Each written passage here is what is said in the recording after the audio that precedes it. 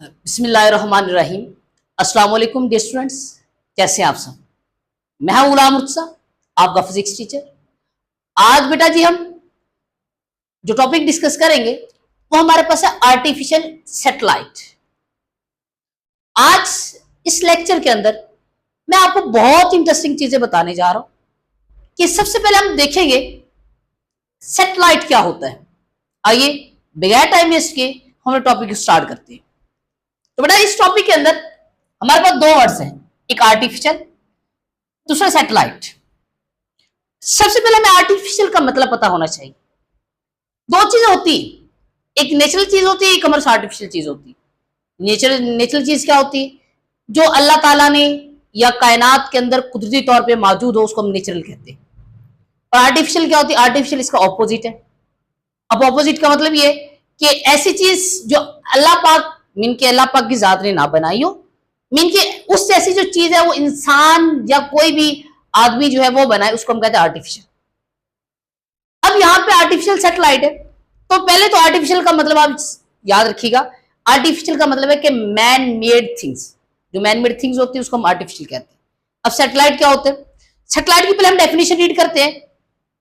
An object that orbit around the अर्थ, कोई भी object जो कि हमारे पास ऑर्बिट कर रहा हो, घूम रहा हो, किसके गिर्द घूम रहा हो? किसी भी अर्थ के गिर्द घूम रहा हो या किसी भी प्लैनेट के गिर्द घूम रहा हो, ऐसे ऑब्जेक्ट को हम कहते हैं सैटेलाइट कहते हैं। Satellite is a simple object that revolve any around the अर्थ, किसी भी अर्थ या किसी भी प्लैनेट के गिर्द कोई भी हमारे पास ऑब्जेक्ट रिवॉल्व कर रहा होता है, उस ऑब्जेक्ट को हम सिंपल सैटेलाइट कहते हैं। अब आर्टिफिशियल सैटेलाइट क्या होगा? पर आर्टिफिशियल का मतलब मैंने अभी बताया कि मैन मेड थी। अगर आर्टिफिशियल सैटेलाइट की हम अगर बात करें तो इसका मतलब ये होगा कि man made satellite, those satellite which are made by any person, ऐसे सैटेलाइट जो हमारे पास कोई भी पर्सन बनाए और वो सैटेलाइट हमारे पास अर्थ के जिस तरह रिवॉल्व करना शुरू कर दे, ऐसे सैटेलाइट को हम क्या कहते हैं? आर्टिफिशियल सैटेलाइट कहते हैं। या तो हम ये भी कह सकते हैं कि those satellite which are sent by scientist in the space and that they are revolve around the earth, ऐसे सैटेलाइट जो हमारे पास साइंटिस्ट ने स्पेस के अंदर भेजे और वो अर्थ के गिर्द रिवॉल्व करना शुरू कर दिए, ऐसे सैटेलाइट को भी हम क्या क्या क्या कहेंगे? आर्टिफिशियल सैटेलाइट कहेंगे। तो यहाँ पे मैंने डेफिनेशन लिखी हुई है, a man made objects that revolve around the earth, ऐसे ऑब्जेक्ट जो हमारे पास अर्थ के गिर्द रिवॉल्व करते हैं और वो इंसानों ने बनाए हो, तो ऐसे हमारे पास ऑब्जेक्ट्स को हम कहेंगे आर्टिफिशियल सैटेलाइट कहेंगे। पर आर्टिफिशियल जो सैटेलाइट है, अगर हम इसकी वो देखें, एग्जाम्पल देखें, तो एग्जाम्पल हमारे पास सिंपल ये होगी वेदर सैटेलाइट। पहले हम लिख देते कम्युनिकेशन सैटेलाइट, कम्युनिकेशन सैटेलाइट, और कम्युनिकेशन मैंने यहाँ पे सैटेलाइट लिखा है, और इसके बाद आप वेदर सैटेलाइट भी मेंशन कर सकते हैं, और मिलिट्री पर्पस के लिए जो सैटेलाइट यूज होते हैं वो भी हमारे पास आर्टिफिशियल सैटेलाइट है।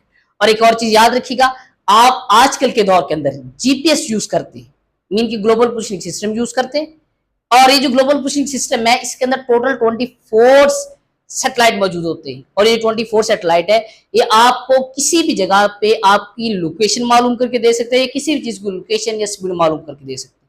और तो याद रखिएगा ये सारे से सारे जो जीपीएस के अंदर सैटेलाइट मौजूद है ये भी आर्टिफिशियल सैटेलाइट है। और नेचुरल सैटेलाइट ऐसे सैटेलाइट होते हैं जो कुदरत ने बनाए हुए हैं और वो जमीन के गिर्द रिवॉल्व कर रहे हैं, जैसा कि moon is artificial satellite, sorry natural satellite of earth. आइए बेटा हम इसको फर्दर इसके कुछ की पॉइंट्स हैं हम वो डिस्कस करते हैं। बेटा इसको जो पहला की पॉइंट है वो ये है कि जो सैटेलाइट है, सैटेलाइट को हम स्पेस के अंदर कैसे भेजते हैं? अब सैटेलाइट को स्पेस के अंदर भेजने के लिए हम यूज करते हैं रॉकेट। हम पिछले चैप्टर नंबर 2 के अंदर सबसे लास्ट टॉपिक के अंदर पढ़ के आए कि रॉकेट जो है वो कैसे जाता है, और मैंने आपको वहां पर एक बात बताई थी कि जो रॉकेट का जो सबसे छोटा पार्ट होता है, जो सबसे ऊपर पार्ट होता है जिसे हम नोज भी पेलोड कहते हैं, तो पेलोड के अंदर रॉकेट को एडजस्ट किया जाता है, और जैसे वो हमारे स्पेस के अंदर जाता है तो पेलोड फट जाता है, जिसकी वजह से हमारे जो सैटेलाइट है वो अर्थ की रिवॉल्व करना शुरू कर देते हैं। तो याद रखना आपने कि जो हमारे पास सैटेलाइट को जो लॉन्च किया जाता है वो रॉकेट के थ्रू लॉन्च किया जाता है। और सेकंड इसका जो की पॉइंट है वो हमारे पास है कि सैटेलाइट हेल्ड इन ऑर्बिट, जो सैटेलाइट हमारे पास ऑर्बिट के गिर्द घूम रहे होते हैं वो हमारे पास ग्रेविटेशनल पुल की वजह से घूम रहे होते हैं। और आगे हमारे पास थर्ड इसका जो की पॉइंट है वो हमारे पास है satellite close to the earth. ऐसे सैटेलाइट जो हमारे पास अर्थ के बिल्कुल क्लोज इसका ऑर्बिट के गिर्द घूम रहे हैं, उन सैटेलाइट की जो एक्सीलरेशन है उसकी वैल्यू हमें यहाँ पे मेंशन की गई है, वो हमारे पास है 9.8 मीटर पर सेकंड। क्योंकि हमें पता है कि अर्थ के ऊपर जितनी भी चीजें मौजूद है उनकी जो एक्सेलरेशन ड्यू टू ग्रेविटी है वो हमारे पास है 9.8 मीटर पर सेकंड। तो इसका मतलब फिर ये हुआ कि जो सैटेलाइट अर्थ की सरफेस के बिल्कुल क्लोज हमारे पास ऑर्बिट के घूम रहे होंगे, उनकी सैटेलाइट की जो एक्सेलरेशन है वो भी वही होगी जो अर्थ की सरफेस के ऊपर होती है ऑलमोस्ट। आइए बेटा, हम यहाँ पे, ये तो हमारे पास कुछ सैटेलाइट के बारे में इंट्रोडक्शन था। हम अभी क्या करते हैं, हम यहाँ पे एक्सप्रेशन निकालते हैं क्रिटिकल स्पीड का। याद रखिएगा, क्रिटिकल स्पीड कौन सी स्पीड होती है? क्रिटिकल स्पीड हमारे पास, क्रिटिकल का मतलब होता है मिनिमम। तो यहां पे हमने मिनिमम स्पीड निकालनी। किसकी मिनिमम स्पीड निकालनी? सैटेलाइट की। आइए देखते हैं। उसके लिए आपने यहां पे छोटी सी एक्सप्लेनेशन मेंशन करनी। आपने कंसिडर करना है कि लेट्स सपोज ये मेरे पास अर्थ है और अर्थ के बिल्कुल क्लोज, अर्थ की सरफेस के बिल्कुल क्लोज एक सैटेलाइट जिसका मैस मेरे पास क्या है, और वो हमारे पास उस क्लोज ऑर्बिट के गिर्द क्या कर रहा है? रिवॉल्व कर रहा है। और जिस वेलोसिटी के साथ वो रिवॉल्व करेगा वो हमारे पास v है, और वो हमारे पास जिस ऑर्बिट के गिर्द घूम रहा है वो ऑर्बिट मेरे पास जो एक सर्कुलर फॉर्म के अंदर है। अगर सर्कुलर फॉर्म के अंदर है तो इसका मतलब है कि इस सर्कल का जो हमारे पास सेंटर ऑफ अर्थ से लेके वहां तक उसकी बाउंड्री तक का जो रेडियस है उसको हम आर कहेंगे। क्यों? क्योंकि हमारे पास अर्थ की सरफेस के बिल्कुल क्लोज रिवॉल्व कर रहे हैं। तो मैंने यहाँ पे एक्सप्लेनेशन में भी यही मेंशन किया हुआ है, कंसीडर अ सैटेलाइट। आपने एक सैटेलाइट कंसीडर करना है जिसका मैस क्या है? m, जो कि मैंने वहां मेंशन किया हुआ है। रिवॉल्विंग विद द वेलोसिटी, वो जो हमारे रिवॉल्व कर रहा है, किस वेलोसिटी के साथ वो रिवॉल्व कर रहा है? With v। तो मैंने यहाँ पर v मेंशन किया हुआ। क्लोज टू द अर्थ, अर्थ के बिल्कुल क्लोज रिवॉल्व कर रहा है इन अ सर्कल, मीन कि वो एक सर्कल के अंदर रिवॉल्व कर रहा है, और जिस सर्कल के अंदर रिवॉल्व कर रहा है उसके जो रेडियस है वो मेरे पास कैपिटल आर है। आइए बेटा, हम यहाँ पे इसकी डेरिवेशन फर्दर करते हैं। और याद रखिएगा, हमने पीछे वाले टॉपिक के अंदर सेंट्रीपिटल फोर्स के अंदर हम पढ़ के हैं कि जब भी कोई भी चीज सर्कल के अंदर रिवॉल्व कर रही होती है तो उसके ऊपर एक फोर्स लगती है जो उसको सर्कल के अंदर रिवॉल्व करने पे मजबूर करती है, कंपेल करती है। तो वो कौन सी फोर्स होती है? याद रखिएगा, वो सेंट्रीपिटल फोर्स होती है। तो यहाँ पे मैंने लिखा हुआ है कि अगर हमारे पास सैटेलाइट सर्कल के अंदर रिवॉल्व कर रहा है तो इसके ऊपर एक फोर्स एक्ट कर रही है। वो फोर्स कौन सी है? सेंट्रीपिटल। तो centripetal force acting on satellite, और सैटेलाइट के ऊपर जो सेंट्रीपिटल फोर्स एक्ट कर रही है बट उसका फार्मूला है Fc is equal to mv²/r। और यहां पे मैंने r मेंशन कर दिया। अब यहां पे नेक्स्ट क्या करते हैं, और याद रखिएगा कि यहां पे मेरे पास जो रेडियस ऑफ ऑर्बिट है वो कैपिटल आर है, तो मैं यहां पे स्मॉल आर की जगह पे कैपिटल आर ही पुट कर देता हूं। अच्छा, यहां पे नेक्स्ट कहते हैं कि मैंने आपको वहां पर लास्ट टाइम में बताया था, लास्ट लेक्चर के अंदर, कि जो सेंट्रीपिटल फोर्स है ये इफेक्ट है, और ये इफेक्ट जो है वो हमारे पास चीजों को ऑर्बिट के गिर्द, मीन के सर्कल के गिर्द घूमने पे मजबूर करता है। तो हमारे पास जो इस इफेक्ट को प्रोड्यूस करने के लिए हमें किसी न किसी फोर्स की जरूरत होती है। इस केस के अंदर ये मेरे पास जो सैटेलाइट है वो भी तो इस ऑर्बिट के गिर्द घूम रहा है। अब इस इफेक्ट को प्रोड्यूस करने के लिए एक फोर्स का हमें सहारा लेना पड़ेगा। इस केस के अंदर हमारे पास अर्थ और इन सैटेलाइट के दरमियान जो फोर्स है वो हमारे पास फोर्स ऑफ ग्रेविटेशन, जिसे हम ग्रेविटेशन पुल भी कहते हैं। तो ये जो सेंट्रीपिटल फोर्स है इस ये being provided by the its weight. तो ये वेट हमारे पास एक ऐसी फोर्स है जिसे हम ग्रेविटेशनल पुल कहते हैं। याद रखना है कि हमारे पास ये ग्रेविटेशनल पुल है, जी ग्रेविटेशनल पुल, ग्रेविटेशनल पुल, ये ग्रेविटेशनल पुल है। और जब भी हमारे पास कोई भी चीज जमीन की सरफेस के या जमीन के बिल्कुल क्लोज होती है तो उस वक्त उन दो ऑब्जेक्ट्स के दरमियान, जमीन और उस ऑब्जेक्ट के दरमियान जो फोर्स ऑफ ग्रेविटेशन है उसको ग्रेविटेशनल पुल कहते हैं, और ग्रेविटेशनल पुल हमारे पास जो होता है वो वेट के बराबर होता है। तो याद रखिएगा कि इस केस के अंदर जब ये सैटेलाइट इस अर्थ के रिवॉल्व कर रहा है तो अर्थ और हमारे पास इस सैटेलाइट के दरमियान जो फोर्स ऑफ ग्रेविटेशन है वो ग्रेविटेशनल पुल है, और वो ग्रेविटेशनल जो पुल है वो किसके बराबर है? वेट के। और यही जो वेट वाली फोर्स है ये हमारे पास यहाँ पे सेंट्रीपिटल फोर्स का इफेक्ट प्रोड्यूस करेगी। तो यहाँ पर मैंने लिखा हुआ है कि this centripetal force is being provided by its weight. तो फिर मैं यहाँ पे ये मेंशन कर सकता हूं कि ये जो हमारे पास Fc है ये हमारे पास किसके बराबर है? वेट के, क्योंकि हम वेट क्या प्रोवाइड कर रहे हैं? सेंट्रीपिटल फोर्स प्रोवाइड कर रहे हैं, और वेट का फार्मूला क्या होता है? mg। इस इक्वेशन को बेटा आप कह सकते हैं कि ये इक्वेशन जो है मेरे पास इक्वेशन नंबर 1 है, और इस इक्वेशन को आप कह सकते हैं कि बेटा ये इक्वेशन नंबर 2 है। अब बेटा अगर आप यहां पे देखें तो यहां पे इक्वेशन और 2, इक्वेशन 1 और इक्वेशन 2, अगर उन दोनों की लेफ्ट हैंड साइड देखूं तो दोनों के अक्रॉस मेरे पास FCR, तो मैं दोनों को कंपेयर कर लेता हूं। तो by comparing both equation 1 and 2, by comparing both equation, by comparing equation 1 and equation 2, equation 1 और 2 को बेटा आप कंपेयर करें। तो जब आप कंपेयर करेंगे तो हाँ आप देखेंगे कि हमारे पास अगर ये दोनों हमारे पास सेम है तो यहाँ पे इसकी जो राइट हैंड साइड है, इसकी राइट हैंड साइड की मैं बराबर रख लेता हूँ। ये मैं बराबर रखूंगा तो ये बनेगा mv² is equal to mg। बेटा ये वाला m इस m के साथ क्या हो गया, कैंसल आउट। पीछे हमारे पास ये जो r है, यहाँ पे क्या हो रहा है, डिवाइड, इधर जाएगा तो क्या हो जाएगा, मल्टीप्लाई। मैं यहाँ पे दरम्यान में लाइन लगा देता हूँ। तो ये v² इज इक्वल टू, ये r डिवाइड हो रहा था, इधर जाएगा तो मल्टीप्लाई, तो क्या बनेगा, ये बनेगा, ये हमारे पास बन जाएगा g इंटू r। अब यहाँ पे अगर आप थोड़ा सा गौर करें तो यहाँ पे मेरे पास मैंने v निकालना है, क्योंकि मैंने यहाँ पे जो एक्सप्रेशन निकाला वो क्रिटिकल स्पीड का फार्मूला निकालना है। तो यहाँ पे तो v² r है, तो मैं क्या काम करूंगा, मैं यहाँ पे स्केयर को खत्म करने की दोनों साइड पे अंडर रूट ले लेता हूँ। जब मैं दोनों साइड पे अंडर रूट लूंगा तो यहाँ पे ये बनेगा v is equal to under root GR। तो बेटा आपने काम ये करना है, आपका स्केयर रूट ले, मीन कि यहाँ पर भी अंडर रूट मेंशन करेंगे और यहाँ पर भी अंडर रूट, ये अंडर रूट ये स्केयर रूट के साथ कैंसिल आउट, पीछे क्या बचेगा, v is equal to GR। अब बेटा ये जो फार्मूला है, ये फार्मूला हमारे पास क्रिटिकल स्पीड का बने। इस फार्मूले में हमारे पास दो चीजें आ रही, एक GR है और एक R है। तो हम ये कह सकते हैं कि जो हमारे पास क्रिटिकल स्पीड है ये डिपेंड करती है ग्रेविटेशनल एक्सीलरेशन के ऊपर और साथ डिपेंड करते हैं रेडियस ऑफ अर्थ के ऊपर। मीन कि हम ये एक्चुअल में होना तो ये चाहिए था रेडियस ऑफ ऑर्बिट, लेकिन ये जो हमारे पास रेडियस है ये एक्चुअली हमारे पास जो सैटेलाइट है वो अर्थ के बिल्कुल क्लोज रिवॉल्व करे, तो फिर हम ये कह सकते हैं कि ये जो रेडियस ऑफ ऑर्बिट है ये एक्चुअली हमारे पास रेडियस ऑफ अर्थ ही है। तो यहाँ पे मैंने लिखा हो कि ये जो v है ये हमारे ऑर्बिटल स्पीड है और r जो है वो रेडियस ऑफ अर्थ है, जो जिसकी वैल्यू क्या होती है 6.4 मल्टीप्लाई बाय 10⁻⁶ मीटर। और ये जो g है, बड़े g की वैल्यू हमारे पास है 9.8 मीटर पर सेकंड। ये ग्रेविटेशनल एक्सीलरेशन और ग्रेविटेशनल एक्सीलरेशन की जो वैल्यू होती है वो 9.8 मीटर पर सेकंड होती है। आइए बेटा हम इसकी वैल्यू निकालते हैं, इसकी वैल्यू क्या होगी। इसकी वैल्यू निकालने के लिए आप क्या करेंगे, आप यहाँ पे इस फार्मूले में इसकी वैल्यू पुट करोगे। g की जगह पे अगर मैं 9.8 पुट करता हूँ और r की जगह पे 6.4 है, 6.4 मल्टीप्लाई बाय 10 की पावर 6।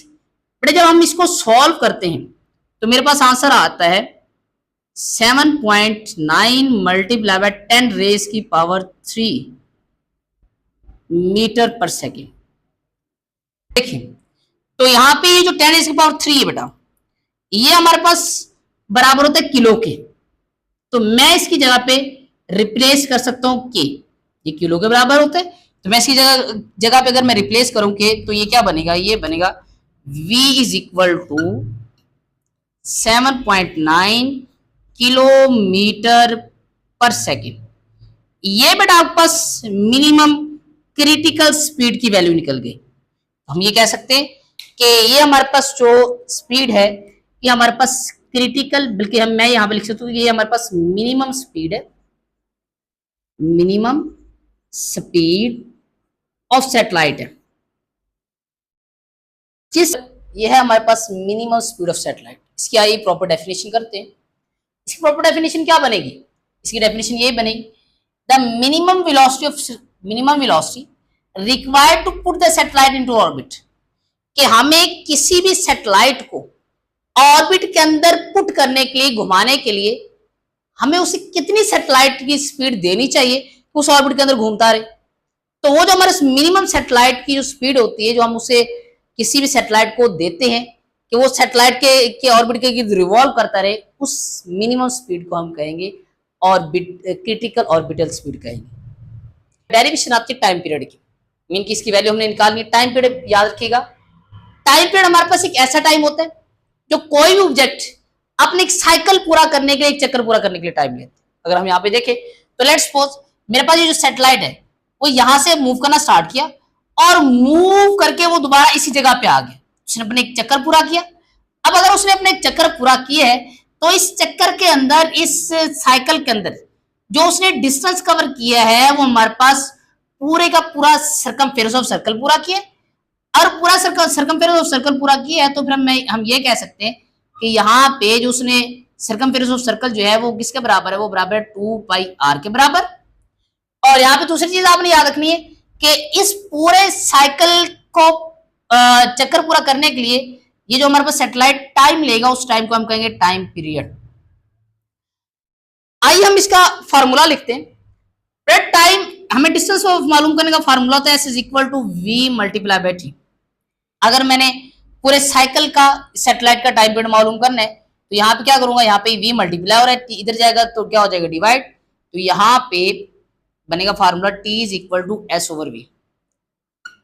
बेटा यहाँ पे टी की जगह मैं रिप्लेस कर दूंगा कैपिटल टी, क्योंकि मैंने टाइम पीरियड फाइंड करना है। और एस जो है उसका फार्मूला क्या आएगा, क्योंकि मैंने अभी बताया कि यहाँ पे जो एस है, एस हमारे पास सर्कमफेरेंस ऑफ सर्कल है, तो यहाँ पे इसका फार्मूला बनेगा S is equal to 2πr। यहाँ पे मैं क्या लिखता हूँ 2πr, और v हमारे पास जो है, v हमारे पास क्रिटिकल स्पीड है जो हमारे पास ये सैटेलाइट रिवॉल्व करेगा, घूमेगा इसके अंदर। तो यहाँ पे अगर देखा जाए तो क्रिटिकल स्पीड की हमारे वैल्यू क्या आती है 7.9 मल्टीप्लाई 10⁻³ मीटर पर सेकंड। तो आप यहाँ पे इसकी वैल्यू पुट करेंगे, अगर हम इसकी वैल्यू पुट करें तो ये क्या बनता है, ये बनेगा 7.9 मल्टीप्लाई बाय 10⁻³ और ऊपर वैल्यूज क्या आती है, ऊपर आती है मेरे पास 2 मल्टीप्लाई बाय 3.14। और ये जो मेरे पास आर है ये है मेरे पास रेडियस ऑफ ऑर्बिट जो कि हमने वहां पे लिखे। तो यहाँ पर इस स्मॉल आर की बजाय मैं इसको कैपिटल आर क्या देता हूँ, तो इसकी वैल्यू क्या है हमारे पास, इसकी वैल्यू हमारे पास 6.4 multiply by 10⁻6 divide by 7.9 multiply by 10⁻3। But आप इन तीनों को मल्टीप्लाई करें, जो भी आंसर आएगा आप उसके ऊपर ये जो नीचे वाले वैल्यू वो डिवाइड कर दें, तो उस वक्त आपके पास जो आंसर आएगा वो आएगा 60 मिनट। आंसर आया है सेकंड्स के अंदर। अगर मैं इसको मैं मिनट में कन्वर्ट करना चाहता हूं तो फिर मैं क्या काम करता हूं, फिर मैं सिंपली ये काम करूंगा, मैं इसी वैल्यू को डिवाइड करूंगा 60 से। जब मैं 60 से डिवाइड करूंगा तो मेरे पास आंसर आ जाएगा 84 मिनट्स आ जाएगा। तो ये बेटा आपके पास टाइम पीरियड था।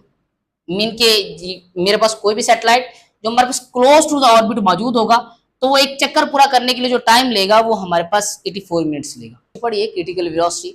क्रिटिकल वेलोसिटी के हमारे पास कुछ रिजल्ट्स हैं। पहला रिजल्ट क्या है, if the satellite moves at the height h। अगर हमारे पास कोई भी सैटेलाइट वो हमारे पास जमीन की सरफेस से एक हाइट के ऊपर हमारे पास रिवॉल्व कर रहा हो, g decreases inversely as square of the distance from center of earth। वो कहते हैं कि हमारे पास अगर कोई भी सैटेलाइट जमीन की सरफेस से एक हाइट के ऊपर अगर रिवॉल्व कर रहा है तो हमारे पास जो g है, क्योंकि हमने पढ़ा है कि जो ऑर्बिटल वेलोसिटी है उसका फार्मूला होता है v is equal to √gr। तो मीन का ऑर्बिटल वेलोसिटी एक g पे डिपेंड करती है, दूसरा r पे डिपेंड करती है।